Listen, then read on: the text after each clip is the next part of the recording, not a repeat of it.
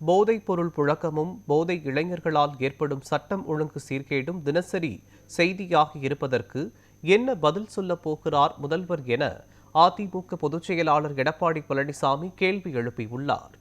இது தொடர்பாக அவர் வெளியிட்டுள்ள எக்ஸ் தள பதிவில், திருத்தணி ரயில் நிலையத்தில் சாமானியர் ஒருவர் மீது 2 இளைஞர்கள் தாக்குதல் நடத்தியதாகவும், திருப்பூரில் போதை இளைஞர் ஒருவர் காவலரை கத்தியுடன் சாலையில் விரட்டியதாக வரும் செய்திகள் அதிர்ச்சி அளிப்பதாக தெரிவித்துள்ளார்.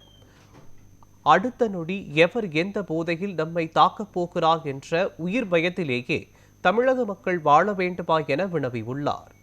தமிழ்நாட்டில் கஞ்சாவே இல்லை என்று கூறும் அமைச்சருக்கு ஸ்டான்லி அரசு மருத்துவமனையில் 3 அடி கஞ்சா செடி இருந்தது தெரியவில்லையா என எடப்பாடி பழனிசாமி கூறியுள்ளார்.